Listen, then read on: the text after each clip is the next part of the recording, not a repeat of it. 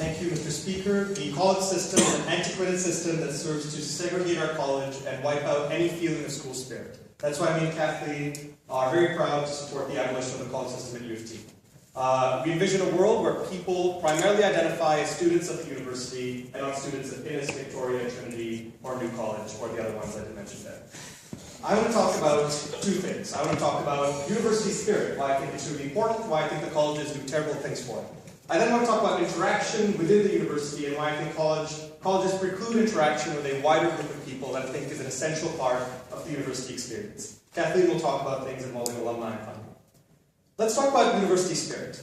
I think it is a pretty basic claim that if you look at any study, any poll, and you ask universities across Canada how they feel about their university, not their college, but the university they attend, that U of T would consistently generate some of the lowest numbers in terms of how attached people feel to their university. I think this is hugely problematic. I think that school spirit enriches the student experience that someone has in a way that we don't get at this university, that people can get at somewhere like Queen's, somewhere like McGill.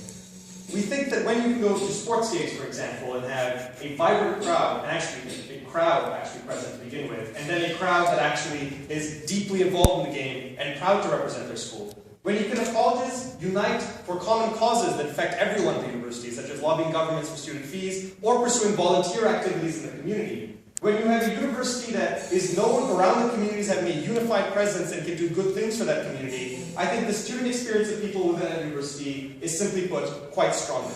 People attending university want to feel part of something bigger, but I think colleges fracture this. I think people are unable to feel attached to something more meaningful to them, and I think the university can give that to them in a way that the colleges cannot. Why does the college system break this apart? For a number of reasons.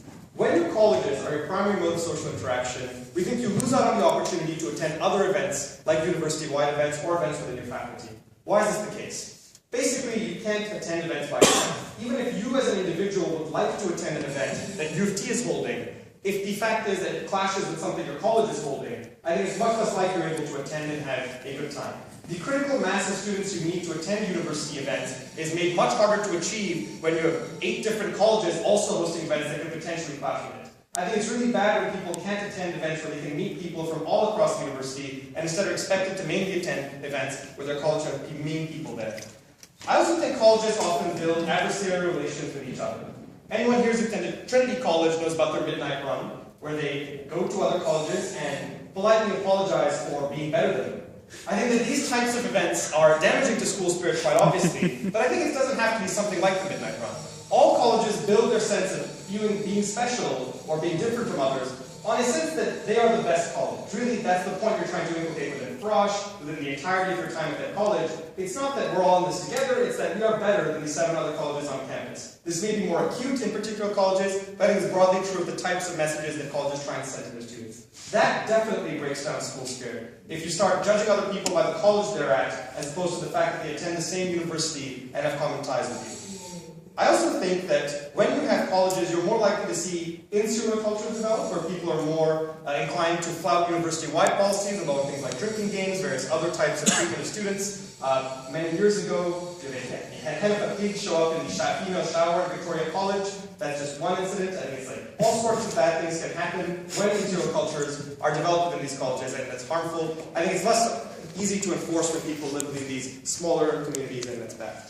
But I also think your ability to switch colleges, and I'll get to you after this, Deirdre, is much more difficult than your ability to switch residences, for example. So if you end up at a college and are part of a college that you don't associate with and don't like, it's much more difficult to leave that college than it is to switch residences or go somewhere else. I think that's extremely problematic. Go ahead, Deirdre. The reason why people don't attend university-wide events is, broadly speaking, not because their college events clash with them, but because if you've ever attended a club night that had 47,000 people invited, practically it doesn't work for them. Oh, but the thing is that, like, the extreme you get now is, like, you don't get any people attending them. And I think that, no, you're realistically never going to get 47,000 people at a club night. That's frankly ridiculous, right? You're not going to get that critical mass of people.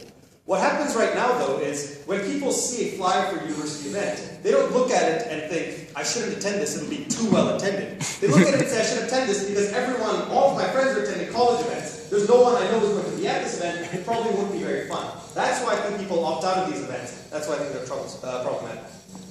Why is interaction important? It's the second thing me and Kathleen want to tell you.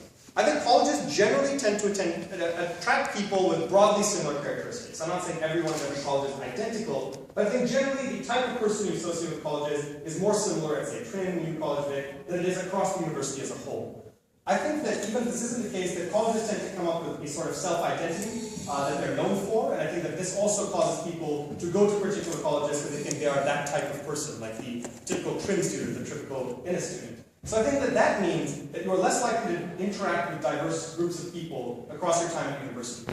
I think that's problematic because university is the most important time in your life, I think, for getting to know people with different viewpoints and different backgrounds. I think it's an avenue where you don't have to work, where you can actually get to know people, have interactions with them, and discussions with them, and it's more harmful when it's within a college system that has a narrower subset of people within it.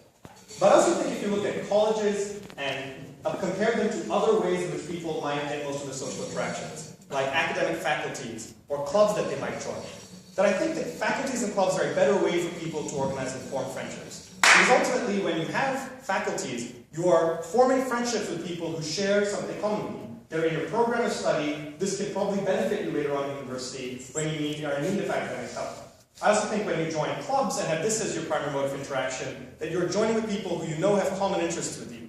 Whereas with your colleges, it is a more sporadic group of people in this regard that I think may not actually be useful to you later on in your university career. I also think it's important to realize that, like mentioned earlier, if you do join faculties and join clubs, it's much more easier to opt out of these than it is a college system that you find yourself unable to relate to, unable to attach to. When we construct a campus where people's primary mode of interaction is with colleges, for those people who don't find themselves able to connect with those colleges, who feel like they don't belong there, it's much more difficult to find a new primary mode of ways to meet people. But in a place where you are a university, I think someone who finds themselves unable to relate to a small subset of people is more easily able to find other people they can hang out with and have good and positive interactions with. For those reasons, I beg to propose.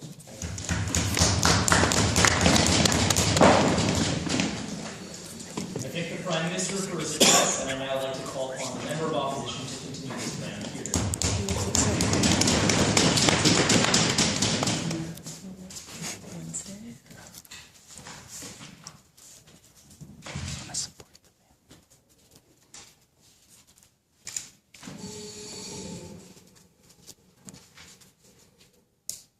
All right, thank you.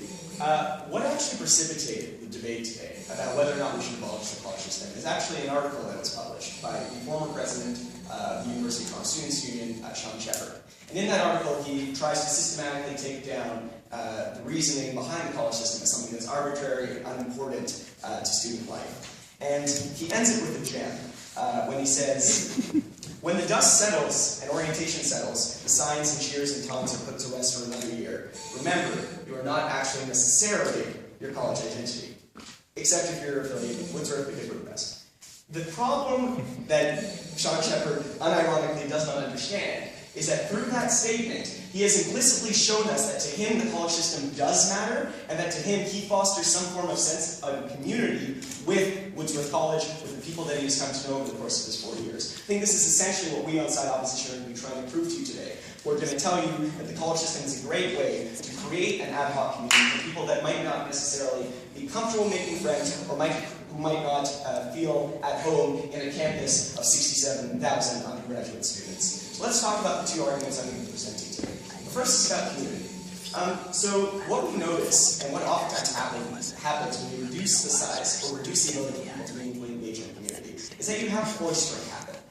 So what that actually means is that you start to interact with people that are similar to you, just by virtue of the fact that these are the people you are most likely to interact with, right? People in your classes, people studying the same thing as you, or living in the same place as you.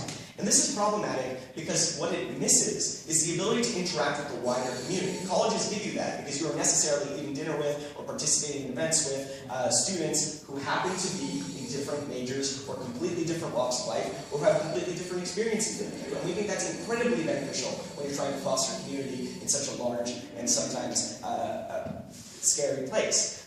We'd also tell you that commuters are a group that are being completely ignored in this round, right? Like University of Toronto has a lot of international students, has a lot of commuters. And for these people, who might not necessarily have their own community at the campus level, colleges offer a de facto community, right? So if you maybe are uncomfortable approaching people or making friends, the fact that you're in the college community actually gives you a way to just show up and interact meaningfully with people who are going to accept you by virtue of your similarities. Whether they're imposed or not, we actually think this is incredibly useful.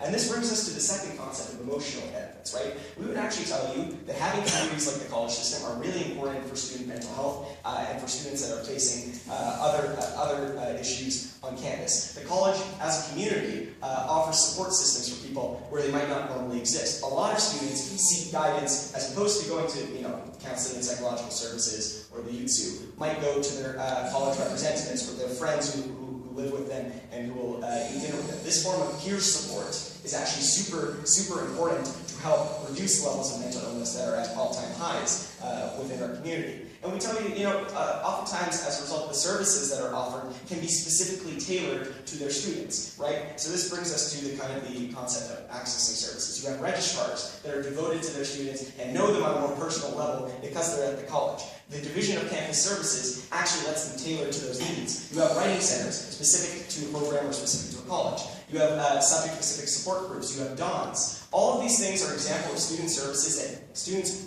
get to, are essentially put into as a result of the college system, and that makes their experience far better. Because what you have to understand is that in places as large as U of T, it can be really hard to find community, and what we don't want is to reduce the options available. If you boil down what side the government has told you today, it's as simple as this. We see that there is a chance for people to make a community in the college system. We would actually like to reduce that chance and make it harder for people actually to foster communities.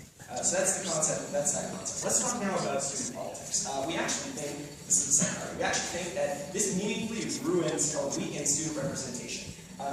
More students vote in their college elections than they vote at our university elections. And this is really important because there's a direct incentive for our student union to ignore student concerns. And it's actually the colleges oftentimes that bring out issues that students feel passionate about and lobby them to the student union. So you've seen, like last year, you had the push for defederation on the part of many colleges who wanted to bring up points about student representation by the student union. This probably would never have happened had there not been a college system who sit on the SGRT and other representatives. They are more attuned to their community's needs, and this makes advocacy a lot easier.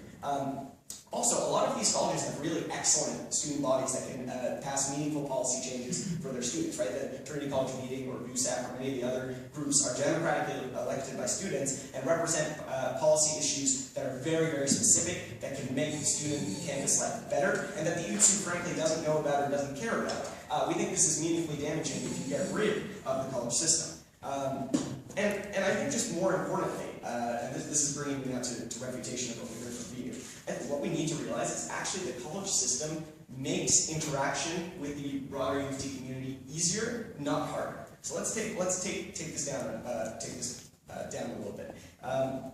Colleges build adversarial relationships, is what we heard from Veenu. And I actually don't think adversarial relationships are all that bad, right? Competition oftentimes fosters community, right? The fact that you're going up to the soccer game to support another Victoria College student, or you're competing with the other colleges, actually makes you more invested in college life. I think the parade that we have every year with the chanting is actually a great way of fostering the college community. No, thank you.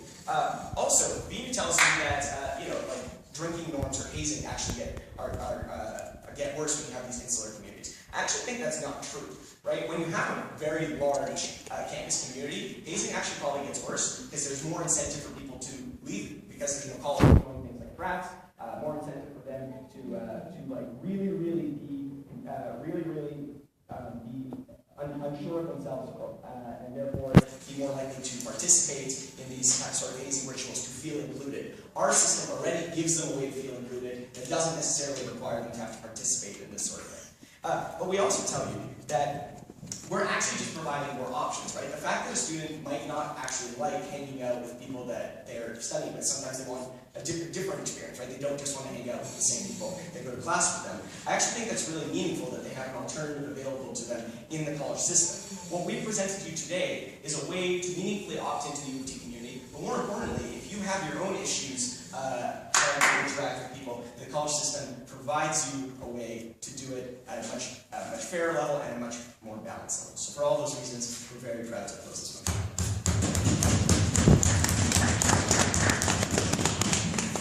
Thank the speaker for his address, and I'd now like to call on the Minister of Exam to continue the debate. Here.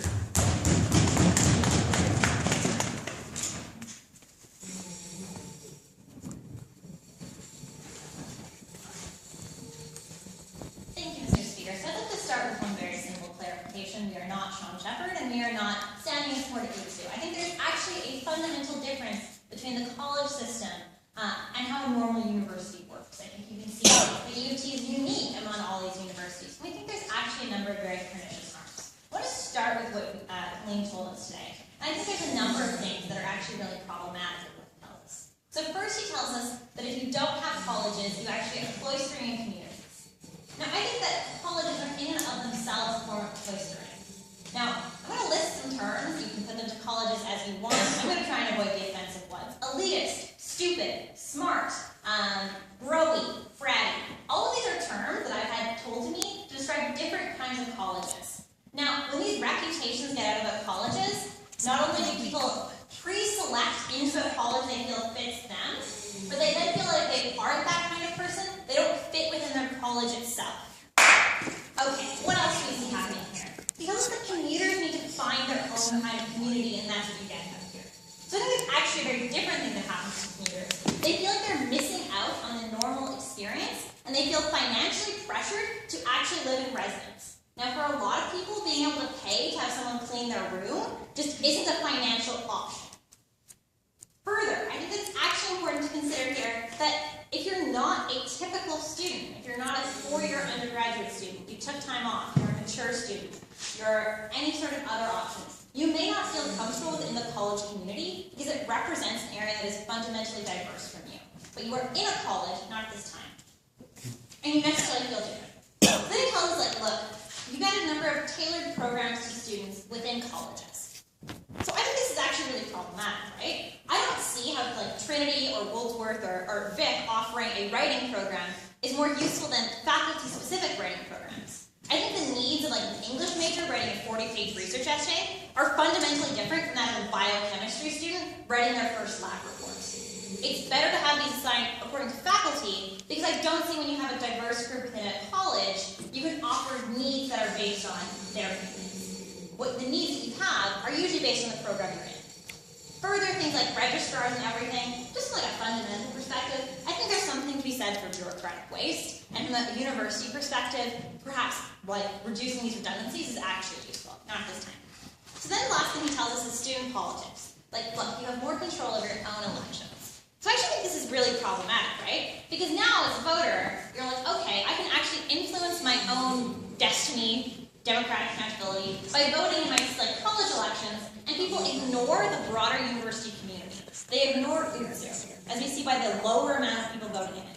But if people actually see how they're democratically elected, they're more likely to engage in that. That's really important, right? Like, we have 67,000 undergraduate students. You should be able to effectively lobby any part of this province or city you want.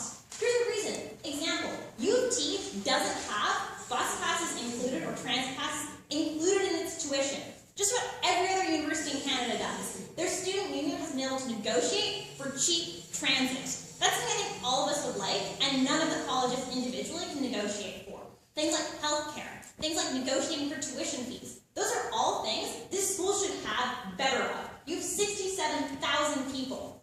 And yet colleges, you have nowhere near that amount. Okay, so what else do I think he tells us? Actually, I'm going to move into my own thing. So I want to talk about university incentives. So this isn't why Kaleem, as a Trin student, likes the college system. It's what the broader University of Toronto system. Why do we think that from U of T's perspective, it's best to have this? And I think this actually implicitly deals with this point that, like, you go out to a soccer game to support another Vic student. We don't want that, right? Because your takeaway from that soccer game is, yeah, Vic won.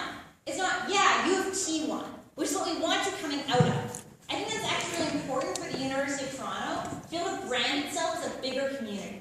To bring together 3 diverse campuses under a unique and overarching banner. The college system fundamentally undermines this. I think there's a number of issues here. So first I want to talk about finances. Colleges have different amounts of money because their alumni actually self-identify with Trin or Vic or New College and give money back to them. Whereas in typical schools like Queen's, you give money back to Queen's. This means that colleges you attend actually fundamentally determines how much financing you're getting through scholarships. The inequality between the colleges is simply put unfair.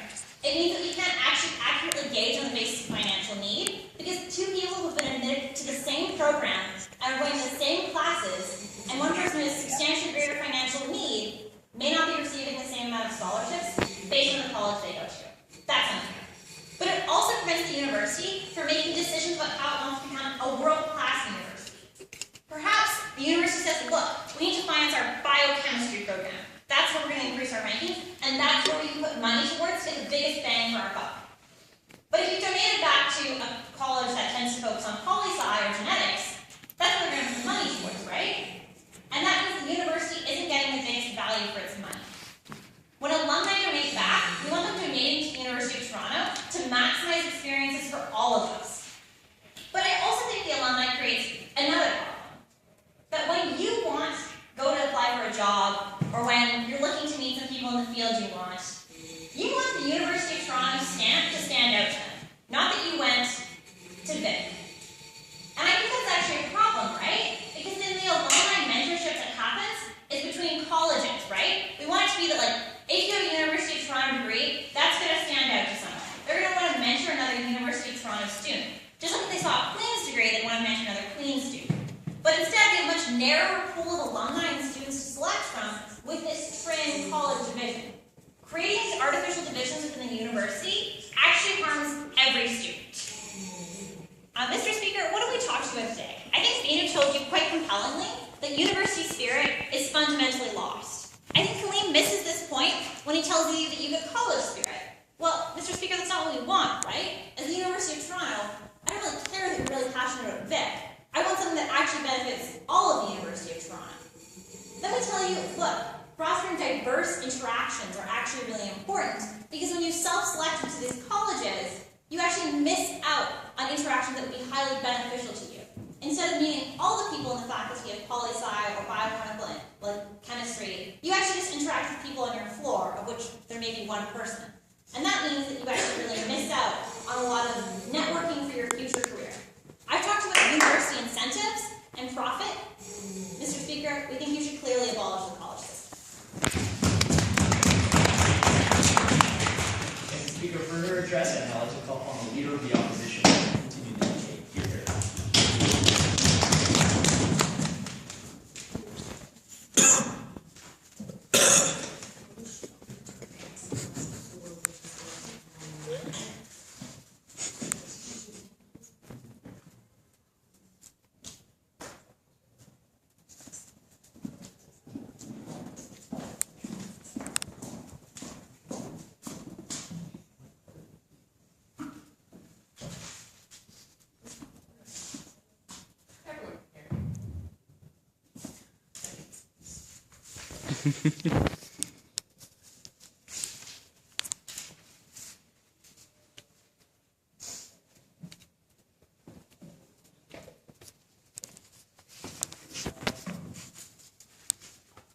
Thanks very much, Mr. Speaker.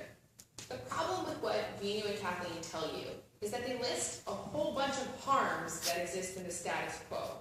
What they have not told you is why their plan does anything to solve those harms. Why getting rid of the colleges fixes the UTSU. Why getting rid of colleges fixes the fact that there isn't enough services to go around that exist already as part of the university. I think they don't ever compellingly prove to you that getting rid of the colleges automatically means that many resources are going to be effectively used in the, whatever U of T system that would exist on their side of the house. First, I'm going to deliver a new constructive argument about funding. This is going to be my explicit refutation to Kathleen's speech. I'm going to do some rebuilding of what Kaleem talked about, And then I'm going to go through a series of questions that I think fundamentally show us why we onsite opposition have won this round. So firstly, Kathleen tells you about how it's really problematic that people give money to places they care about. So firstly, I think this is a whole undercurrent from what we hear from side government, that people feeling like they like some things more than others is wrong. Like, it's incredibly egalitarian to the point of failure on side government, Mr. Speaker. We think that it's not necessarily wrong, it's just a matter of truth, that people give money to systems that they feel like they belong to.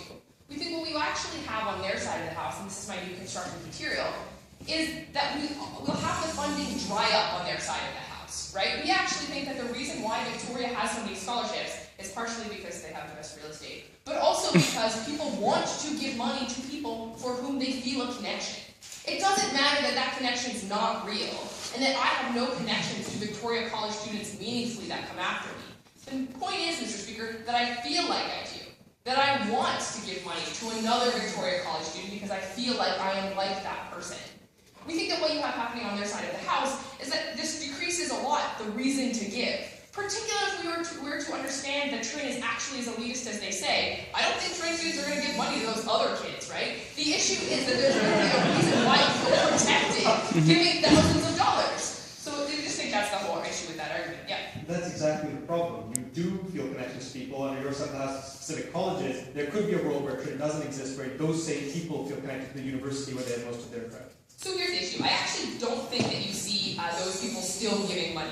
I think the reason why they had such a good experience at U of T is because they spent all of their time at Trin having a good time, right? That they feel attached to a space. The reason why they want to give money to the Trin library is because they used to study at the Trin library. That they won't feel the same way about giving a whole bunch of money randomly dispersed into U of T, and instead might prefer, say, to donate to their graduate school or their professional faculty. We think that that's a harm that exists that is incurred upon the arts and science students specifically, which is really important in this round, right? We still think that people would have preferential donation, it would just be worse. There's a reason why Rotman is nicer than other buildings, Mr. Speaker. We think that what you'd have happening then is people would just give more specifically to their particular faculty, as opposed to like having the money spread around equally. Their argument only matters if they can prove that that funding still exists on their side of the house, and we think that it doesn't. We think they're more likely to give that funding elsewhere regardless. Furthermore, we think that this idea of funding being dispersed is kind of like a ridiculous argument. Because if someone wants to give money to someone, we should let them give money to those people. This is why we respect donations. It's incredibly bad form to use a donation for something other than it was intended, and people intend to give money to a particular group. We think that you should allow and facilitate them to give money to that particular group. So then what has Kaleem told you? Kaleem talked about two arguments. He talked firstly about community, and secondly the issues that are involved in student politics. So what we hear from Kathleen to these arguments is that the problem with the college system is that the community that you're buying into is one that you've pre-selected. So first of all, we would say that's not always true, right? A lot of people pick a college based on the way the residences look, the way the campus looks, their program of study. Things that are not particularly arbitrary and have little to do with personality. Because recognize when you're looking at the U of T website, it doesn't say like, this is where like X group of people go who wear X clothing. Like that's just not part of how people necessarily buy in. But furthermore, we would say that even if that is true, that is not actually enough reason to take away all of the benefits that colleges can potentially offer to all of those people, whether they pre-selected the grouping or not. Secondly, they talk about how commuters can potentially feel like they're missing out on the res experience. So we actually think this idea of commuters falls strongly on our side of the house. The problem with being a commuter at U of T, and recognize also that we have a disproportionately large number of commuters to like any other school in probably the world, that the issue there is that being connected to school actually does rely on physical space. So the reason why commuters feel isolated, particularly when there's no college system, is because you're not tied to a physical residence building, to a physical dining hall. But the idea that you are still part of a college and you have a physical space to go to actually matters. That's part of how people build community. And side government has not recognized that community is built, it doesn't just exist. And part of building community relies on common interests, but also common space, Mr. Speaker. And I think that's something that colleges offer uniquely to groups like commuters who may otherwise feel disenfranchised. So furthermore, Kathleen says it's much more logical to divide services by faculty. Part of it is we think because it's just institutionally difficult, Mr. Speaker, that in part because the faculties with the most people are not always the ones with the most money, that it is actually probably better to split it up by college. But also, just things are really sad, like when you think about the fact that U of T is so big that your graduation would be arts and science letters A through D, right? That you might not actually know any of the people at your graduation. At least in the status quo, you're able to graduate within your college. You know people who are there. You went to Frosh with them at the very least. Again, how does Frosh look on their side of the house? It's weird, right? Is it Frosh A through D? Very strange, not very good for overall community building. So then this idea about student politics. Basically then Kathleen lists a bunch of problems that have to do with the UTSU.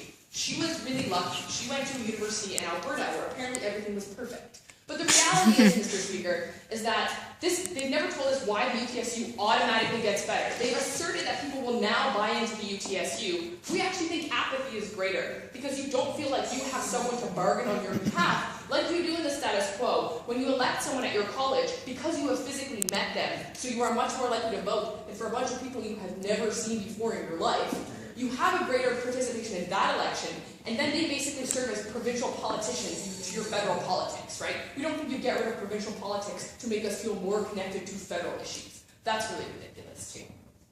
So now let's ask a few questions that will help us understand why this resolution has been won by myself included. So firstly, we have to look at why is U of T different than other universities, because state government hasn't really understood that. The difference is, Mr. Speaker, this. The University of Toronto has 47,000 undergraduate students currently studying at the St. George campus. Queen's University has 15,000.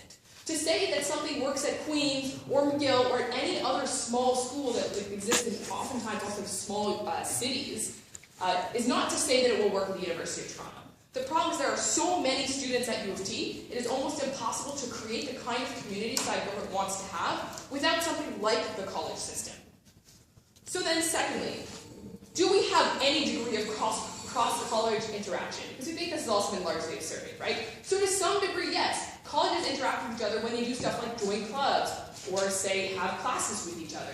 But furthermore, we think that there is some unique bond about being a U of T student, and that's when we talk about how we're better than people who go to York and Ryerson, right? So there is actually some collective community that exists. We don't think there's any more than that basic we are better than other universities that exists on their side of the house. So that's not much of a benefit. Furthermore, we think that probably othering is how people foster a community. The way you know that someone is your friend is because they are like you, and necessarily to be in your group, you must not be in another group. We think naturally that's how humans hang out with each other, and there's nothing wrong with that. The college system provides a choice by which people can opt in. If you don't want to hang out at your college, you can just choose not to, Mr. Speaker. The issue is if you want to hang out with a group of people who are not necessarily in your faculty, who also hang out in a common space, on their side of the house you don't have that choice. You have to do an extracurricular activity, which for some people is like pulling teeth, right? They don't want to do that. We think on their side of the house you don't give them the option to have a natural community. If there were no colleges, my only friends would be debaters, and that would probably be a harm to me. So I would just have multiple groups of friends who are slightly more normal. So furthermore, we think that they haven't demonstrated that if you abolish the college system, their harms really go away. They've not demonstrated how the community shifts, because I've already proven to you, Mr. Speaker, that communities must actively be built.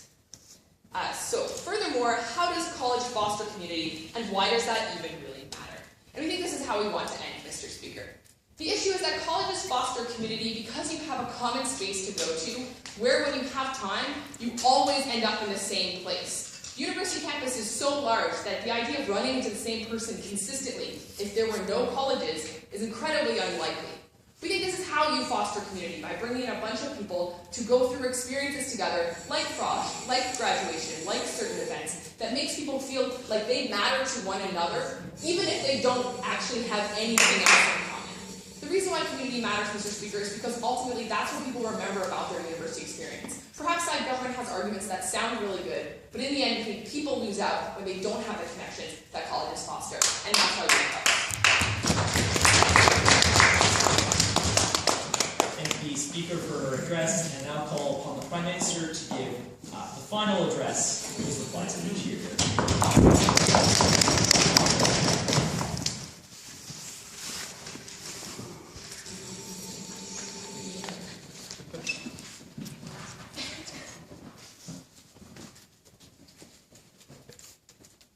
think the biggest problem with the opposition in this debate is they simply cannot envision a world where the college system does not exist, asserting that all kinds of things like community would be lost, despite the fact that we exist in the vast minority of universities to pursue such a system, even though there are other large universities in the world that deal with problems of student services, alumni donations, and fostering school community a whole lot better than we do. I'm going to talk about three things: student services, student politics, and student community. Let's talk about student services. Basically, opposition tells us that we get registrars, mental health services, a whole bunch of services that the colleges provide. What we've told you is that this allows these services to be provided in a more fair way on a university-wide level. I don't think it's fair that when you go to Trinity College, because you have a richer alumni base and get more donations, you get better access to these kinds of services. I think that's fundamentally unfair.